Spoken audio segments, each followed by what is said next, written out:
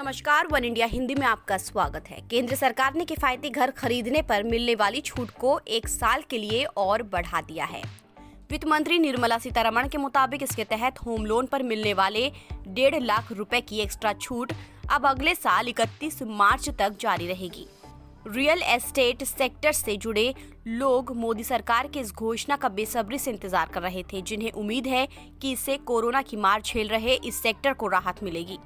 दरअसल कोरोना से पहले भी पिछले कई सालों से देश का रियल एस्टेट सेक्टर कई तरह की बड़ी नीतिगत बदलावों की वजह से परेशानियां झेलने को मजबूर थी। इनमें नोटबंदी, जीएसटी, रेरा कानून शामिल है, जिनसे इस सेक्टर के विकास की रफ्तार पर असर पड़ा है।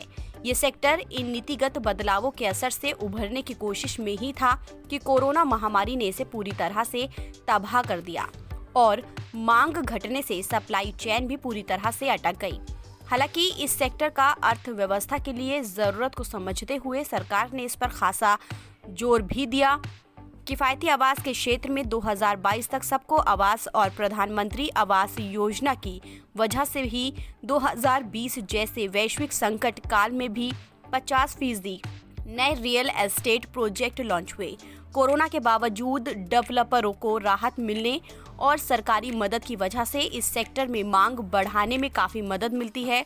2020 की तीसरी तिमाही में जितने भी नए घर बिके हैं, उनमें किफायती घरों की संख्या करीब आधी रही और सरकार की बजट में की गई घोषणा किफायती घरों के क्षेत्र में इस सेक्टर को विकास का और मौका दे सकता है। फिलहाल इस खबर में इतना ही। देश और दुनिया की तमाम खबरों के लिए आप बने रहिए वन इंडिया हिंदी के साथ।